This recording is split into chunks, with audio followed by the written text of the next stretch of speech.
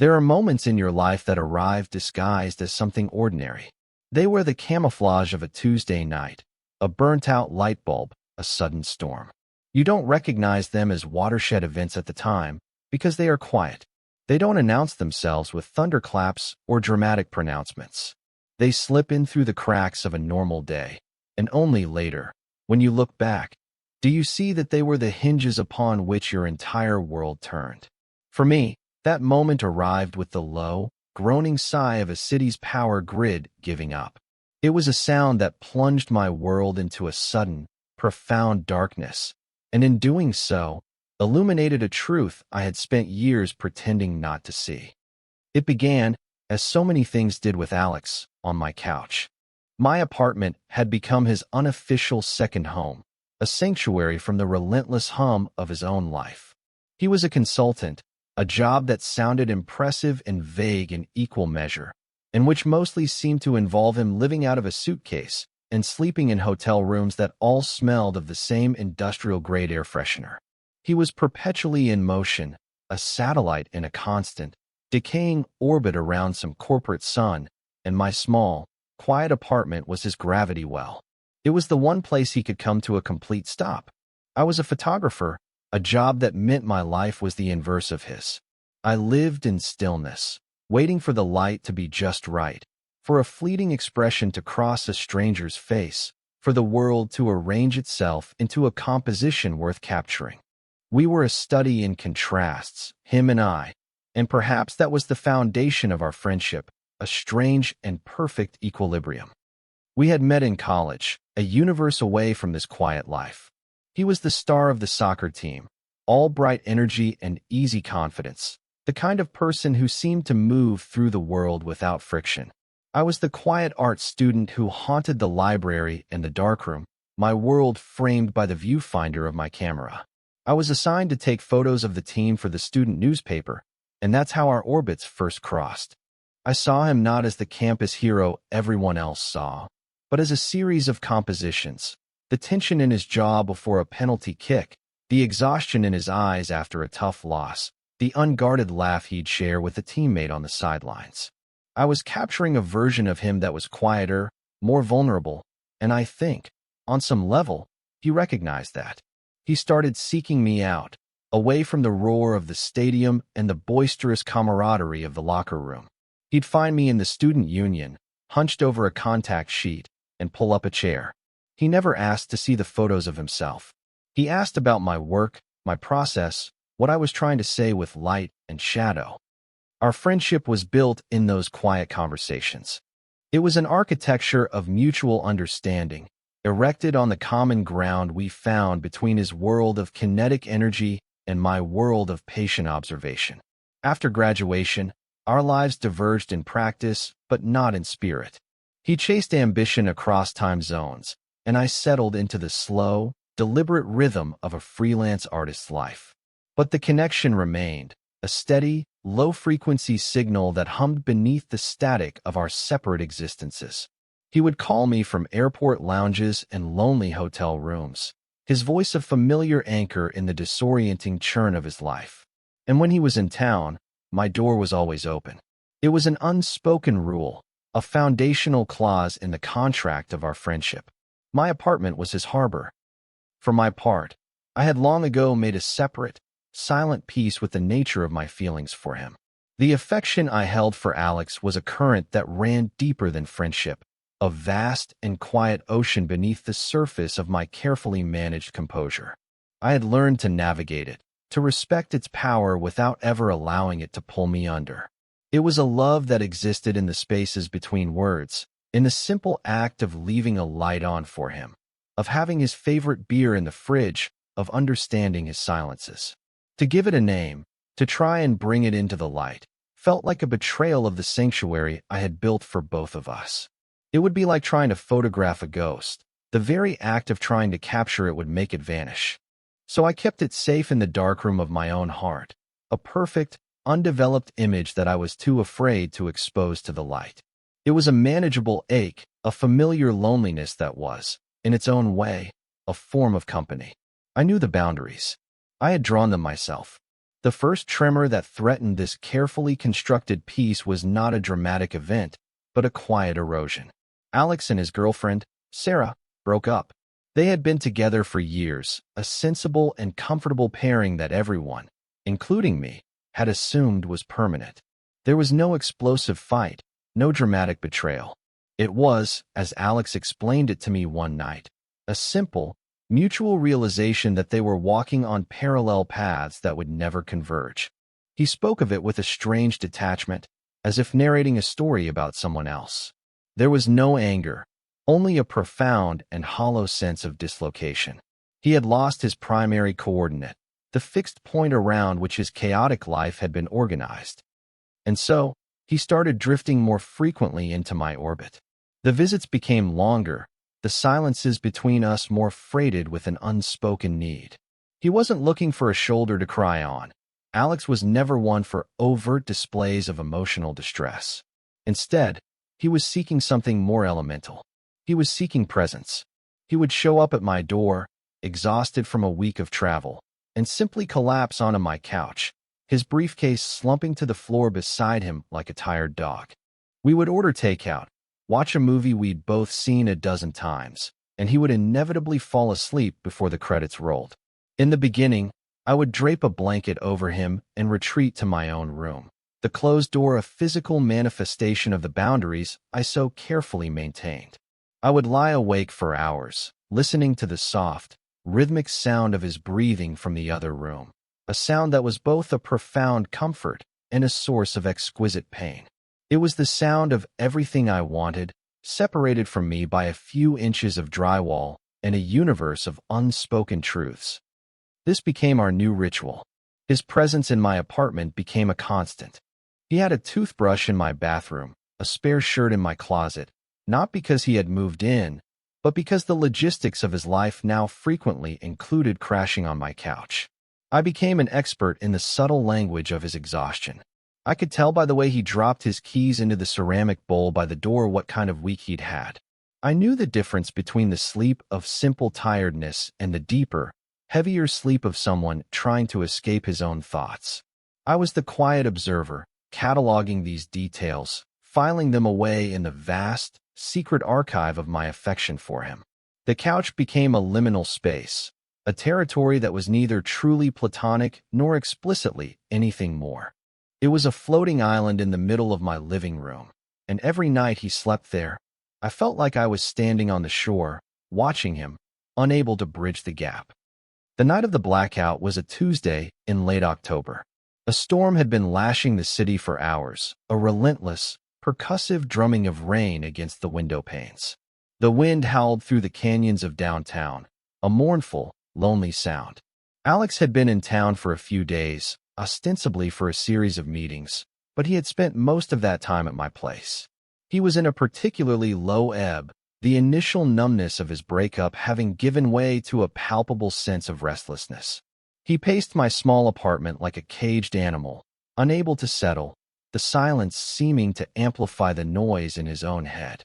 We had ordered pizza, the cardboard box sitting on the coffee table between us, a greasy centerpiece for our quiet vigil against the storm. We were on the couch, not touching, but the proximity was a physical presence in itself.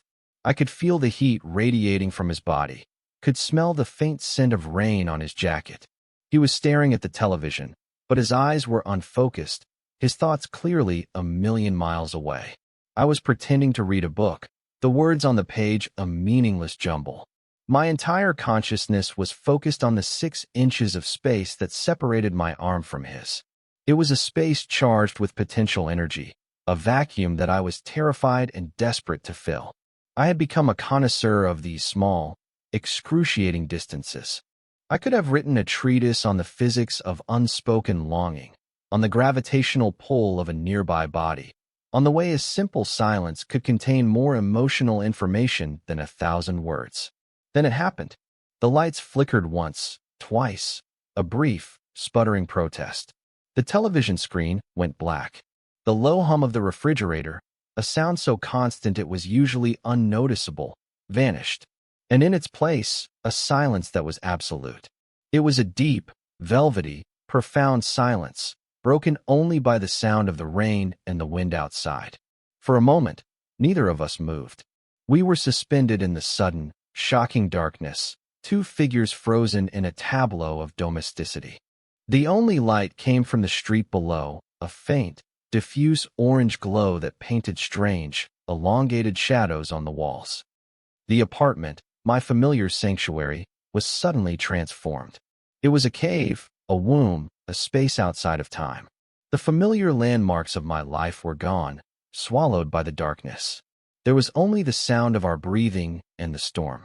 My heart was hammering in my chest, a frantic, panicked rhythm.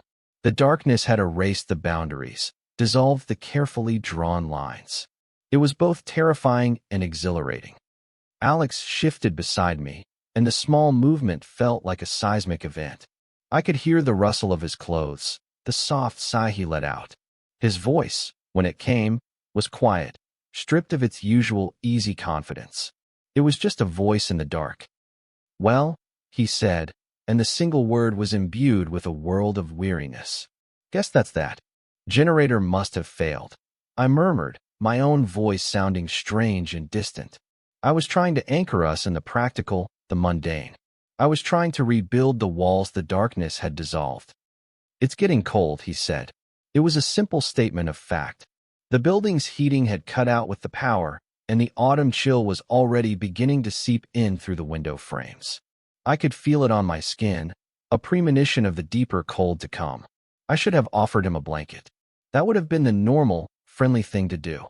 I should have stood up, fumbled my way to the linen closet, and maintained the comfortable, established fiction of our relationship. It was the sensible path, the safe path. My mind was screaming at me to take it. But I didn't move. I was paralyzed by a sudden, overwhelming sense of possibility. The darkness had created a new set of rules, a temporary amnesty from the life we had been living just moments before. He was quiet for a long time. I could feel him thinking. Or maybe I was just projecting my own frantic thoughts onto his silence. In the dark, it was impossible to tell. Then, he spoke again, his voice even lower now, almost a whisper. It was a sound that seemed to be aimed not at my ears, but directly at the frantic, hopeful, terrified core of my being. "Leo," he said, and the use of my name felt impossibly intimate in the vast, dark space. "It's freezing. Let's just share body heat." It was a line from a movie, a flimsy pretext, a ridiculous, transparent excuse that in the bright light of day would have been laughable. But here, in the dark, cocooned from the world by the storm, it felt like the most honest thing he had ever said. He was not just talking about the physical cold. He was talking about the deeper chill of his loneliness, the desolate emptiness he had been trying to outrun for months. And he was asking me to help him. He was asking me to cross the line I had spent years so carefully policing. And in that moment, all my carefully constructed defenses, all my sensible, self-protective architecture crumbled into dust. I didn't answer with words. I couldn't. I simply shifted, turning toward him on the couch, and in that small movement, I was giving my assent. I was saying yes. Yes to the absurdity of it. Yes to the risk of it. Yes to the terrifying, beautiful hope of it. He moved then, a slow, deliberate motion. He stretched out on the couch, his back against the cushions, and then he opened his arm. It was an invitation, a silent, unambiguous gesture in the dark. I hesitated for only a second, a final, fleeting moment of panic, and then I lay down beside him, fitting myself into the space he had made for me. My head found the natural hollow of his shoulder. My arm came to rest across his chest. His arm closed around me, pulling me in, and the contact was like a jolt of electricity, a sudden, overwhelming surge of sensation. This was the reality of it, the solid, undeniable fact of his body against mine, the rough texture of his sweater against my cheek, the slow, steady beat of his heart under my ear, a rhythm that was infinitely more calming than the frantic drumming of my own. The scent of him, a mixture of soap and rain and something that was just intrinsically, elementally Alex. We lay there in the darkness, a tangle of limbs and unspoken feelings, while the storm raged outside. He was so warm. It was a warmth that sank deep into my bones, chasing away not just the chill of the room, but a cold I had been carrying inside me for years. I had imagined this moment 1,000 times, in 1,000 different ways, but the reality of it was so much simpler and more profound than any fantasy. It was just quiet. It was just two people, holding on to each other in the dark. I don't know how long we lay there. Time seemed to have dissolved along with the light. It could have been minutes or hours. My own frantic thoughts slowly began to quiet, soothed by the steady rhythm of his breathing and the solid weight of his arm around me. The anxiety didn't vanish completely, but it receded, becoming a distant hum rather than a deafening roar. In its place, a fragile, tentative sense of peace began to bloom. This was what it felt like to be on the other side of the line. It was terrifying, yes, but it was also surprisingly calm. It felt, more than anything, like coming home. I felt his chin rest gently on the top of my head. A small, almost imperceptible gesture of comfort. Or maybe possession. I didn't know. I didn't care. I closed my eyes and let myself sink into the warmth, into the darkness, into him. And then, as suddenly as it had vanished, the light returned. It wasn't a gentle return. It was a sudden, violent restoration. The overhead light in the living room flickered on, painfully bright after the deep, comforting dark. The television screen flared to life, a blast of blue and white. The refrigerator hummed, its motor kicking in with a familiar, shuddering groan. The digital clock on the cable box blinked back into existence, its green numerals announcing that it was 11:47 p.m. The world, which had been reduced to the simple, tactile reality of our two bodies, rushed back in with all its noise and complexity and light. My entire body tensed. This was it. The moment of truth. The amnesty was over. The rules were back in effect. The flimsy pretext of sharing body heat had evaporated in the harsh, unforgiving glare of a 60-watt bulb. He would move now. He would pull his arm away, sit up, and make a joke about the power company. He would laugh it off, re-establishing the comfortable distance between us, and we would both pretend that the last hour had never happened. I braced myself for the withdrawal, for the inevitable retreat to our separate, safe corners. My heart, which had just begun to slow to a steady, peaceful rhythm, began to hammer against my ribs again, a panicked bird trapped in a cage. I held my breath, waiting for the loss. But he didn't move. He didn't move an inch. His arm remained firmly around me. His chin was still resting on my head. His breathing didn't change its slow, steady pace. He just lay there, holding me, as if the sudden return of light and sound was an irrelevant interruption, a minor detail that had no bearing on the new reality we had created in the dark. I squeezed my eyes shut, unable to process the information. It didn't make sense. The excuse was gone. The plausible deniability had been stripped away. There was no reason for him to still be holding me. No reason at all. Except for the one reason I was too terrified to let myself believe. That he wanted to. That this wasn't about the cold. That it had never been about the cold. After a moment that stretched into an eternity, I felt him shift slightly, and I thought, okay, here it comes. But he only tightened his grip, pulling me fractionally closer. He let out a long, slow breath, a sigh of contentment, and then he spoke, his voice a low rumble against my ear. "Guess we don't need to do this anymore," he said softly. My blood ran cold. It was a statement, not a question. He was letting me down gently. He was ending it. I began to pull away, my body already mourning the loss of his warmth, but his arm held me fast. He continued, his voice still quiet, still laced with that profound weariness. "But, is it okay if we do?" The question hung in the air between us, more real and more solid than anything else in the brightly lit room. It was a question that dismantled all the pretenses, all the excuses, all the carefully constructed fictions. It was a direct appeal, stripped of all ambiguity. He was asking for permission to want this.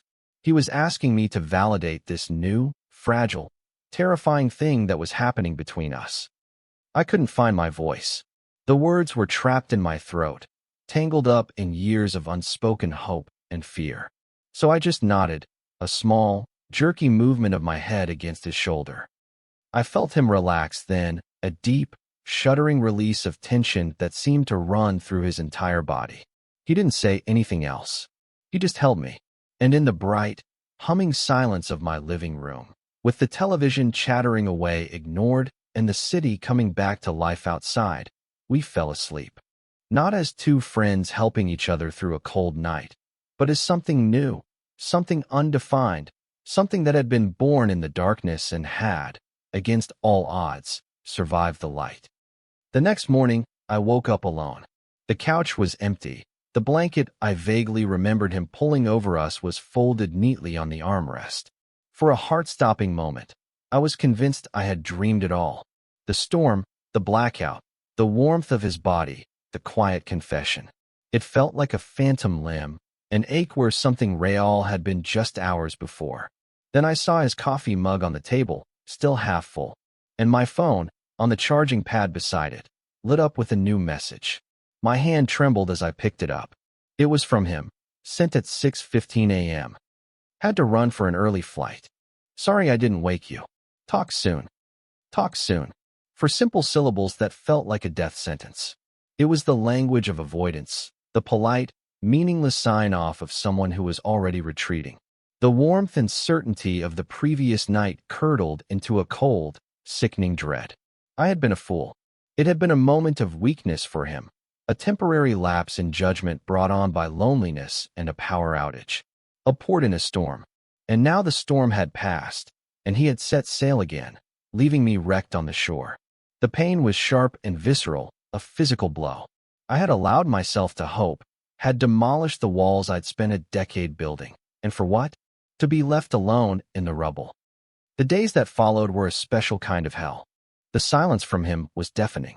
Talk soon turned into a day, then two, then a week. Each passing hour was a confirmation of my worst fears. I replayed the night over and over in my head. A photographer obsessively examining a flawed print, searching for the exact moment where the image had been ruined. Had I held on too tightly? Had my silent assent been too eager? Did he see the years of longing in my eyes when the lights came back on? And did it scare him away? I was adrift in a sea of self-recrimination, my apartment no longer a sanctuary but a crime scene, every surface holding the ghost of his presence and the memory of my own stupidity. I tried to work, but the world seen through my camera lens seemed flat and meaningless. The subtle interplay of light and shadow I usually reveled in now just looked like a mess. I was supposed to be the quiet observer, the one who saw things clearly, but I had failed to see the most important thing of all. I had mistaken a moment of temporary need for a permanent change. I had projected my own narrative onto him, and now I was paying the price. The anger came next, a hot, bitter wave.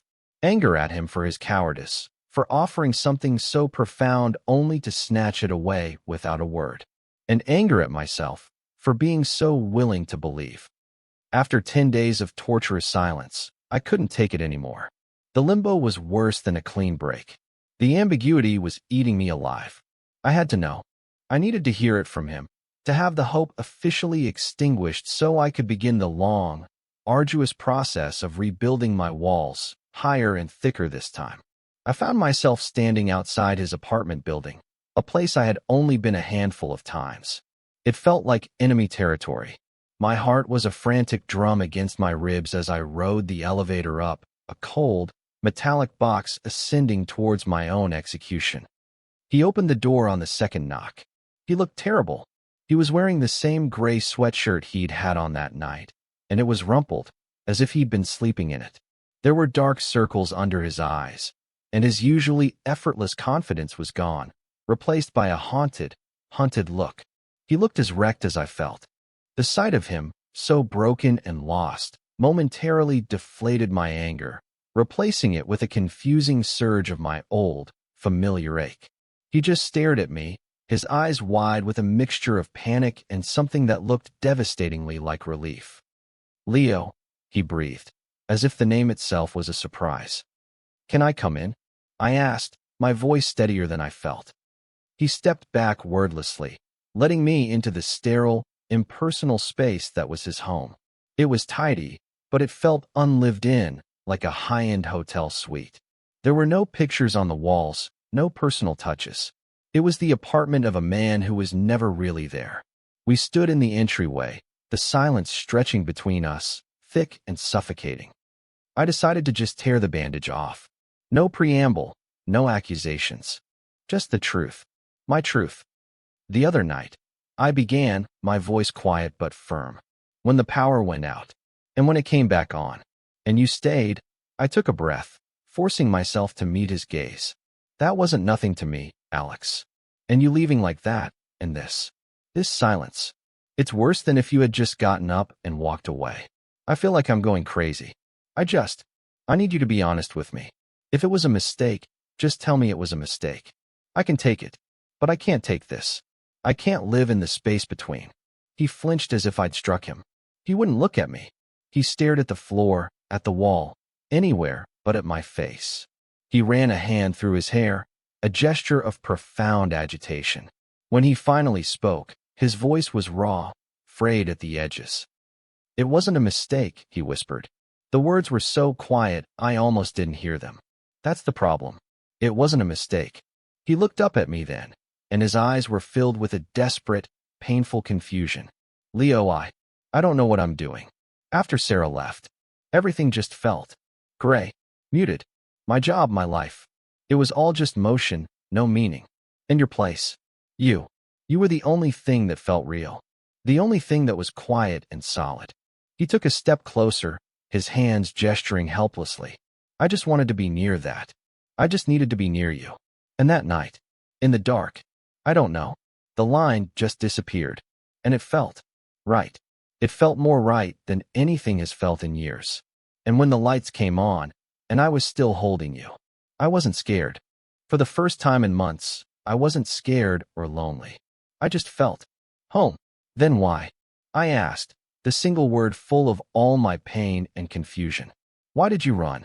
Because the next morning, the sun came up, and I was scared, he confessed, his voice cracking. I was terrified. Because what does that mean? What does it mean if the only place I feel at home is with you? I've spent my whole life being one person, Leo. The soccer player. The consultant. Sarah's boyfriend. I had a map. I knew who I was supposed to be. And that night, it felt like I was holding a map to a country I didn't even know existed. And it felt like home, but it was a home I didn't know how to live in. I wasn't running from you, he said, his eyes pleading with me to understand. I swear to you, I was not running from you. I was running from myself. The confession washed over me, a wave of profound, heartbreaking clarity. All my anger, all my hurt, it all dissolved. It had never been about me. It had never been about my inadequacy or my misinterpretation. It was about his fear, his own identity crisis. He hadn't been rejecting me. He had been struggling to accept a new, terrifying truth about himself. The quiet observer in me suddenly saw the full composition, the entire story laid bare. And all I felt was a deep, bone-weary tenderness for this man who was so lost, so brave, and so completely terrified. I closed the small distance between us. I didn't reach for him, not yet. I just stood there, letting my presence be an anchor, just as he had said mine had been for him. You don't have to have a map, Alex, I said softly. Sometimes you just have to navigate by what feels warm, by what feels right. He let out a shaky breath, a sound that was half sob, half laugh. Is that what you do? In your photographs? You just look for the warmth. I look for the light, I corrected gently. And the honest shadows. It's all part of the same picture. He finally looked at me, really looked at me, and the confusion in his eyes was beginning to be replaced by a fragile, dawning resolution. He took a hesitant step forward, and then another, until he was standing right in front of me. He slowly, tentatively, reached out and took my hand. His fingers were cold, but they laced through mine with a sense of rightness, of coming home. I'm sorry, he whispered. I'm so sorry I hurt you. I was just so lost. I know, I said. And I did. So what happens now? He looked down at our joined hands, then back up at my face. A small, real smile touched his lips for the first time. I think, he said, his voice gaining a sliver of its old confidence. I think I stop running. And maybe I learn how to live in this new country. If you'll be my tour guide. The stupid, heartfelt metaphor made me laugh, a real, relieved laugh that broke the last of the tension. I can do that, I said. The first lesson is, you don't need a pretext. If you're cold, you can just ask for a blanket. And if you're lonely, you can just ask for me. He tightened his grip on my hand, and in that simple, solid pressure, I felt the promise of a new foundation being laid. Not on the shifting sands of pretense and plausible deniability, but on the solid ground of a frightening, beautiful, and finally spoken truth. We didn't fix everything in that moment. There wasn't a cinematic kiss or a grand declaration. Instead, there was something better, something more real. There was a quiet understanding. We stood there for a long time in his sterile apartment, just holding hands, letting the silence be a space for healing instead of a weapon. We started to talk, really talk, not just about what had happened, but about everything. About the architecture of his old life and the frightening, empty space he now found himself in. About the quiet, patient structure I had built around my own heart. We were two architects, comparing blueprints, trying to figure out how to design a new space that could comfortably house us both. In the weeks that followed, a new ritual replaced the old one. There was no more crashing on my couch. Instead, there was a deliberate, intentional coming together. He would come over, and we would cook dinner. He started leaving more than just a toothbrush at my place. A book, a sweater, a small, ugly ceramic bird he'd bought at a flea market that he claimed looked like it had seen things my apartment, once my solitary sanctuary, slowly began to transform into our shared territory. The lines and boundaries I had once so fiercely guarded didn't feel like they had been breached, but rather, like they had been gently, lovingly redrawn to include him. The door to my bedroom was no longer a symbol of separation, but simply a door, sometimes open, sometimes closed, its meaning no longer fraught with unspoken longing. One evening, months later, we were on the couch again. A different storm was raging outside, a gentle spring rain this time, washing the city clean. We were watching a movie, and I was curled up against him, my head on his shoulder, his arms securely around me. It was a comfortable, familiar pose, an echo of that first, terrifying night. But this time, there was no anxiety, no frantic internal monologue, no fear of the lights coming on. There was only a profound and simple peace. The warmth of his body was just warmth. The steady beat of his heart was just a rhythm. It was a quiet, domestic, beautiful reality. He stirred, and I felt him kiss the top of my head. "You know," he murmured against my hair, "I'm still cold." I smiled against his chest. "Oh, really?" I asked, playing along. "And what do you propose we do about that?" "I don't know," he said, his voice full of a light, easy humor that had been absent for so long. "I'm open to suggestions, but I'm thinking, we just stay right here." And we did. We stayed right there, anchored in the quiet center of the life we were building. We had found our way out of the darkness, not by pretending it never happened, but by learning to navigate by the small, honest light we had created together. The world outside could be as loud and chaotic as it wanted. The storms could come and go. But in here, within the new and spacious architecture of our shared lives, we had found our harbor. We had learned that the most profound changes don't always happen with a bang, but sometimes with a quiet whisper in the dark, and that the bravest thing you can ever do is choose not to move when the lights come back on. We began to heal in the beautiful, honest silence we'd learned to create together.